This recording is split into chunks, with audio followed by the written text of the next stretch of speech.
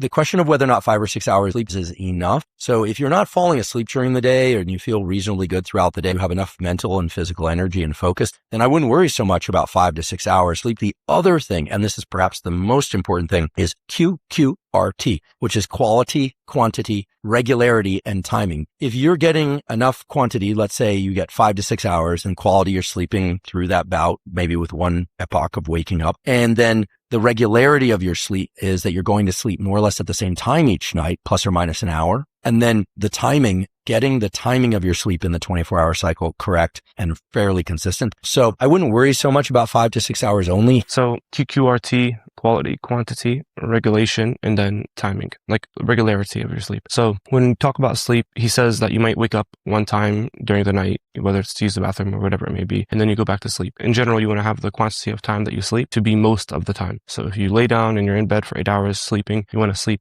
most of those 8 hours. This also, or for example, in this case, 5 to 6 hours. Some people have different ranges. So some people, they function fine off of 5 to 6 hours. Some people even 4 hours. Some people can function fine off of 8 hours, 7, 9 hours, things like this. It depends on who you are and where you're at and what's going on in your life. The reason why quality of sleep is so important is because if you're not actually sleeping while you're sleeping, so let's say, for example, you're sleeping for 8 hours, but in reality, you have 5 dreams, you wake up 4 times, and you only slept half that time, you're only sleeping 4 hours. So you have to also realize that waking up and going back to sleep, it breaks your sleep cycle, and it doesn't actually give you the full benefit of that prolonged sleep. And then the quantity of sleep, how much you're sleeping, like we had just touched on. The quality also has a big effect in terms of the quantity, which is the next Q. And then for R, which is how regulated your sleep is. So are you going to sleep every single day at the same time? Or are you just working till exhaustion, falling asleep, waking up at a certain time, repeating your day, or maybe your day starts hours later, hours before, etc. This can affect you as well. This can affect your sleep cycle, and it can affect your circadian rhythm, and it can have deteriorating effects on your